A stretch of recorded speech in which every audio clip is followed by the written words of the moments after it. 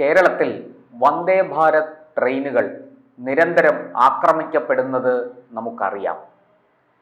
പതിവായി ചില പ്രത്യേക ജില്ലകളിൽ, ചില പ്രത്യേക സ്ഥലങ്ങളിൽ വെച്ച് വന്ദേ ഭാരതിനെതിരെ കല്ലേറ് നടക്കുന്നത് നമുക്കറിയാം. പലപ്പോഴും പ്രതികളെ കിട്ടാറില്ല. പോലീസ് അന്വേഷണമാകട്ടെ കാര്യക്ഷമമായി നടക്കാറുമില്ല.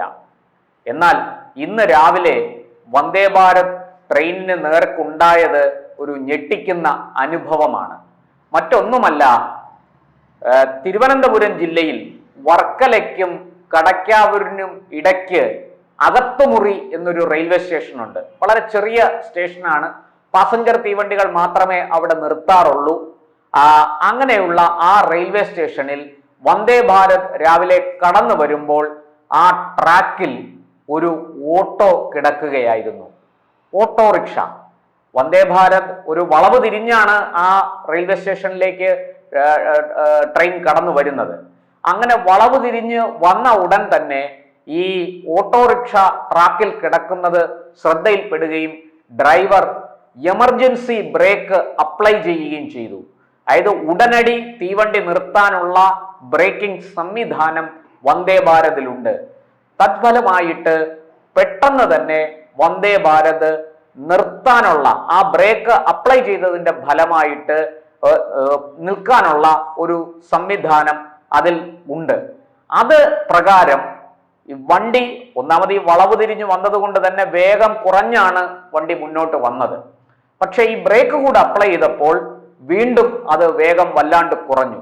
എന്നിട്ടും ഈ ഓട്ടോയെ ഇടിച്ച് ഏതാണ്ട് ആ പ്ലാറ്റ്ഫോമിന്റെ പകുതിയോളം ദൂരത്ത് കൊണ്ടിട്ടു. എന്നിട്ടാണ് വണ്ടി നിന്നത്. നമുക്കറിയാം, മറ്റേതെങ്കിലും ഒരു ട്രെയിൻ ആയിരുന്നെങ്കിൽ ഇത്തരത്തിൽ സാധിക്കില്ല. അത് വലിയ അപകടത്തിന് കാരണമാകും. ഒരു പക്ഷേ ട്രെയിൻ പാളം തെറ്റാൻ അത് മതിയാകും.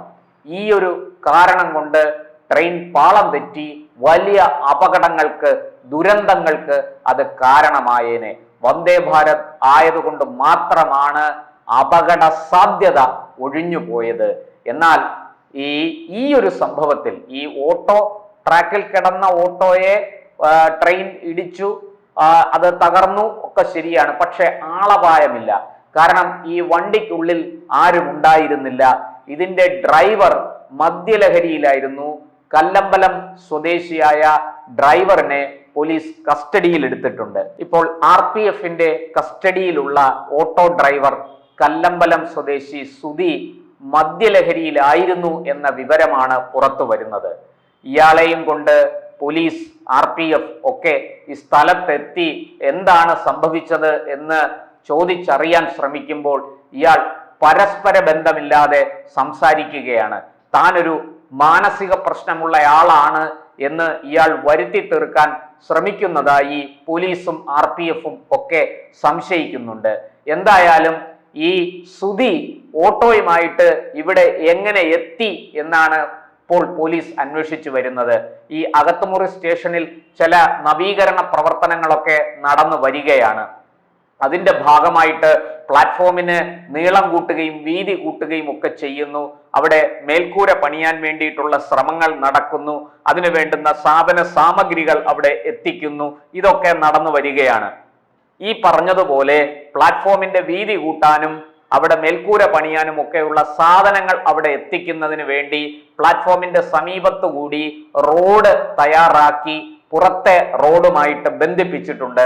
ഒരു താൽക്കാലിക പാതയാണ് ഉണ്ടാക്കിയിരിക്കുന്ന. മണ്ണിട്ട് പൊക്കി പ്ലാറ്റ്ഫോമിൽ നിന്ന് റോഡിലേക്ക് ഒരു അല്പദൂരം മണ്ണിട്ട് പൊക്കി ഒരു താൽക്കാലിക പാത നിർമ്മിച്ചിട്ടുണ്ട്. അത് അവിടെ നിന്ന് വാഹനങ്ങളിൽ സാധനങ്ങൾ ഇവിടെ എത്തിക്കാൻ വേണ്ടിയിട്ട്, പ്ലാറ്റ്ഫോമിലേക്ക് എത്തിക്കാൻ വേണ്ടിയിട്ട് ചെയ്ത കാര്യമാണ്. അതിലൂടെ ആയിരിക്കണം സുധി ഓട്ടോറിക്ഷ ഓടിച്ച് ഇവിടെ എത്തിയത് എന്ന് കരുതുന്നു. മദ്യലഹരിയിൽ മുന്നോട്ട് പോകാൻ കഴിയാതെ ഒരു പക്ഷേ ഓട്ടോ ട്രാക്കിലേക്ക് വീണതാകാം. അങ്ങനെ വീണപ്പോൾ എങ്ങനെയോ ആ ട്രാക്കിൽ നിന്ന്, ആ ഓട്ടോയ്ക്കുള്ളിൽ നിന്ന് സുധി പുറത്ത് ചാടിയിട്ടുണ്ടാവും.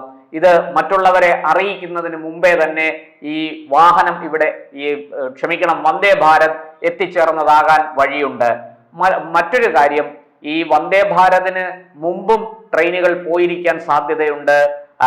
അത് നമുക്കറിയാം രാവിലെ ഏതാണ്ട് 5:15 5:20 വന്ദേ ഭാരത് തിരുവനന്തപുരത്ത് നിന്ന് യാത്ര തിരിക്കുന്നത്. ആ സമയത്ത് അതിനു മുമ്പ് ഏതെങ്കിലും ട്രെയിൻ അതുവഴി കടന്നു പോയിട്ടുണ്ടോ ഇല്ലയോ എന്ന് നമുക്കറിയില്ല. ഈ വന്ദേ ഭാരതിന് ശേഷമാണ് മറ്റ് തീവണ്ടികൾ അതുവഴി കടന്നു പോകുന്നത്. എന്തായാലും ഇത് സംബന്ധിച്ച വിശദമായ അന്വേഷണത്തിന് RPF-ഉം പോലീസും തയ്യാറായിട്ടുണ്ട്. ഏതെങ്കിലും വിധത്തിൽ ഈ വന്ദേ ഭാരതിന്റെ അട്ടിമറി ശ്രമമാണോ ഇവിടെ നടന്നത് എന്നും അന്വേഷിക്കുന്നുണ്ട്. ഈ സുധി മദ്യലഹരിയിൽ ചെയ്തു പോയ ഒരു പ്രവൃത്തിയാകാം ഇത് എന്നാണ് പ്രാഥമിക നിഗമനം. പക്ഷേ ഒരു കാര്യം നമുക്ക് പറയാതിരിക്കാൻ കഴിയില്ല. വന്ദേ ഭാരത് കേരളത്തിൽ സർവീസ് തുടങ്ങിയ കാലം മുതൽ ഇതിനെ ലക്ഷ്യം വെച്ച് ആരൊക്കെയോ പ്രവർത്തിക്കുന്നുണ്ട്. ഈ വന്ദേ ഭാരതിന്റെ സർവീസ് അട്ടിമറിക്കാൻ വേണ്ടിയിട്ട് ഒളിഞ്ഞും തെളിഞ്ഞും പല മേഖലകളിലും പ്രചാരണം നടക്കുന്നുണ്ട്, പ്രവർത്തനങ്ങൾ നടക്കുന്നുണ്ട്.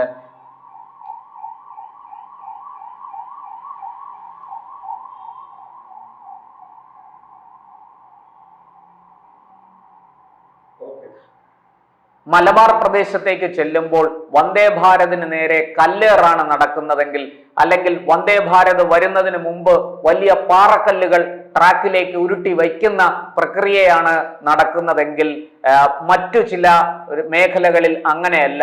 വന്ദേ ഭാരതിനെതിരെ വ്യാജ വാർത്തകൾ പ്രചരിപ്പിക്കുക, പ്രത്യേകിച്ചും ഞാൻ പേരെടുത്ത് പറയുന്നില്ല, നമ്മുടെ ചില മുഖ്യധാര മാധ്യമങ്ങൾ തന്നെ, ചില പത്രങ്ങൾ തന്നെ വന്ദേ ഭാരത് ചോർന്നൊലിക്കുന്നു, വന്ദേ ഭാരതിലെ ഭക്ഷണം ഗുണനിലവാരം കുറഞ്ഞതാണ്, വന്ദേ ഭാരതിൽ സീറ്റുകൾ കിട്ടുന്നില്ല, ടിക്കറ്റ് ബുക്ക് ചെയ്യാൻ സാധിക്കുന്നില്ല എന്നൊക്കെ പറഞ്ഞ് നിരന്തരം വാർത്തകൾ പടച്ചു വിടുന്നുണ്ട്.